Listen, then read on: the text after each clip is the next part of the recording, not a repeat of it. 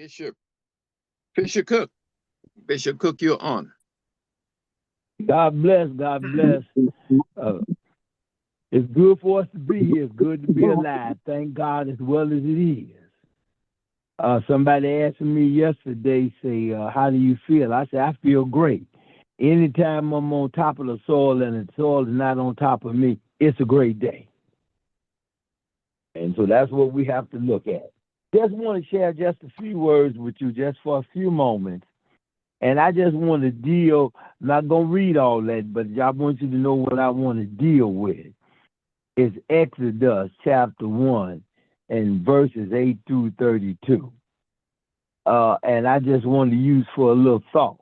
And I tell people, any preacher knows that if you take a text, you got to deal with the text, you got to deal with it, preach it, and then close it out. So I'm dealing with a thought. So when my thought run out, I run out. I just want to use the thought, trouble don't last always.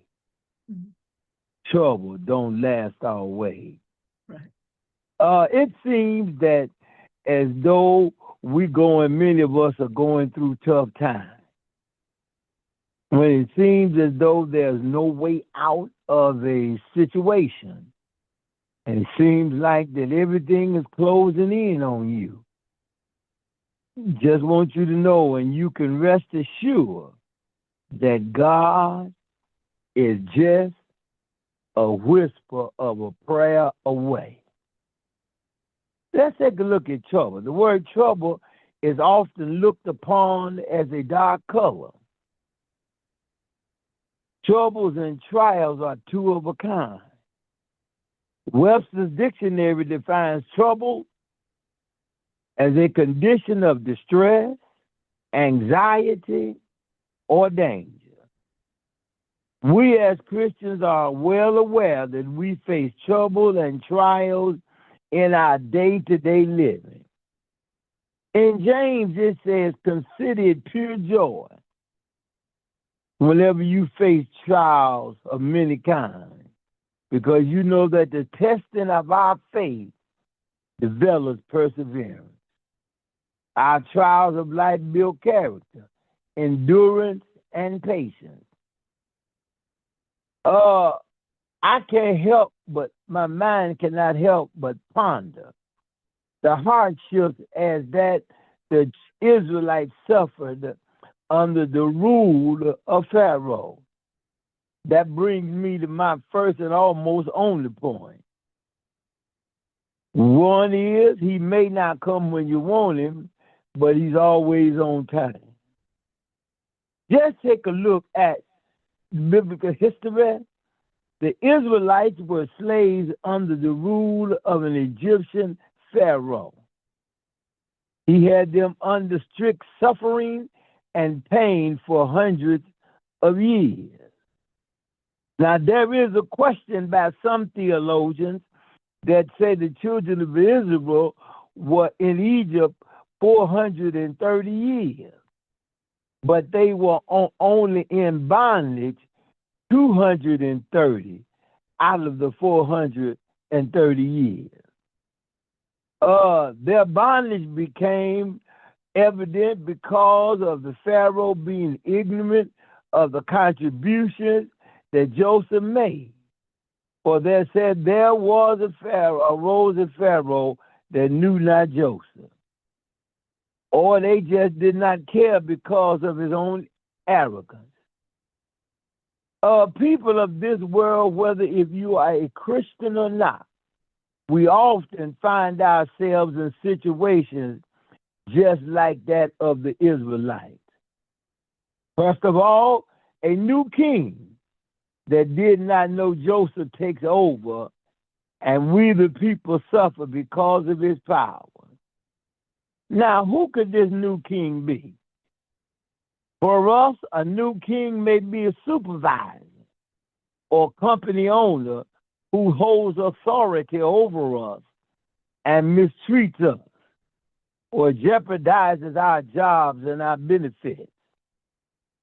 Yes, the new king may be a spouse who misuses his or her authority and becomes an unsupporting, distant, dominating, and threatening. The new king may be a government official who abuses his power and restricts our freedom and in some case enslaves us. Millions of lives are tragically affected every day because of situations like these. The answer to oppression, persecution is God. Believing and trusting in God. God will deliver all of those who truly believe and trust in Him. That's why I can say that trouble don't last always. This new king had feared of all fears. He feared that his new king feared that the people were a threat to his nation and their way of life. The king feared their numbers and their strength because Israel's population was exploding or growing by leaps and bounds.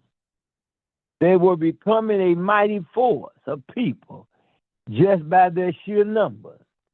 The king feared that they're joining forces with some enemy and attacking Egypt. So the Israelites were much different from the Egyptians, different in appearance, lifestyle, and religion. But you know, whenever you're going through, I don't care what happens, God has his eye on you. And God will get tired of his people being mistreated. It's better for a millstone to be tied around somebody's neck and dropped in the depths of the sea than to deal with one of God's little ones. But God sometimes has to make his point known before people, even his people before they were released. He had to prove that he was God and God all by himself. For some of you, God has you in some tight situations, and he's using you to make a point, loud and clear. Just think, for example, when the people were getting ready, he was getting them ready to come out of Egypt. He put 10 plagues. As you know, the first plague was, he changed water to blood to prove that God is the Lord of our salvation. Then he used the second plague. There were frogs everywhere. Everywhere you look, everywhere you turn, there were frogs. He used those frogs to prove that God has no equal. Then he used the third plague. They say it was lice, gnats, infested the land to prove that the finger of God controls all things. Then he had the fourth plague, that flies swarmed over the land to prove that the Lord is the Savior in every land and in every place. Then there was the fifth plague. A severe disease attacked and killed all the livestock in the field. God wanted to prove that his hand controls the life of every animal in the world. Then there was the sixth plague. Festering boils affected man and animals. It proves that God has power over body and health. Then there was the seventh plague, a catastrophic hail and thunderstorm, prove that the earth is the Lord and the fullness thereof. Then there was the eighth plague. Locusts swarmed over the land that proved that God is the great Savior of mankind. Then there was the ninth plague darkness covered the land, and it proved that God has power over the light and the darkness of the earth. Then there was a traumatic 10th plague, the death of the firstborn, announced and proved that God is the God of true believers. God always watches over us. I know things are rough, seem like you're going through, look like one thing after another. By the time one thing, you get over one thing, seems like something comes up. But I just came to tell you, trouble don't last always. And when God got ready and got tired of his people being mistreated, he told them to kill the lamb. And they killed the lamb, and they put the blood on the doorpost. Wherever the lamb's blood was on the doorpost, when the death angel came, he was going to pass over you. And that's what he did. And wherever the blood was, the firstborn of that family was killed. And so here what we got to deal with. We say, well, we don't know what tomorrow holds. All I can tell you is so many things about tomorrow that I just don't seem to understand. But this one thing I know, who holds tomorrow. And I know he holds my hand. And I think I heard the songwriter said that I know it's trouble everywhere. I know it's problems everywhere.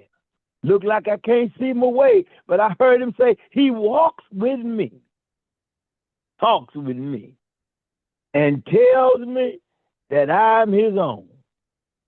Yes, the children of Israel even start complaining.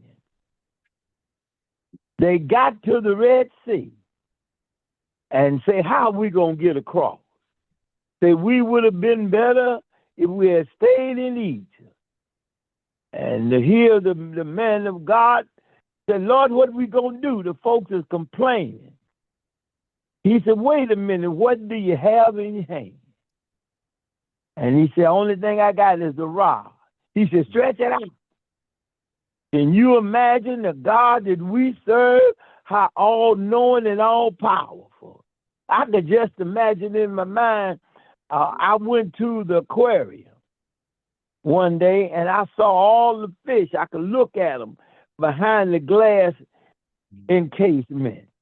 Look at them, but they couldn't come out. Can you imagine the God we serve parted that Red Sea and made the rivers an aquarium? The fish couldn't even come through. And he let the children go through on dry land.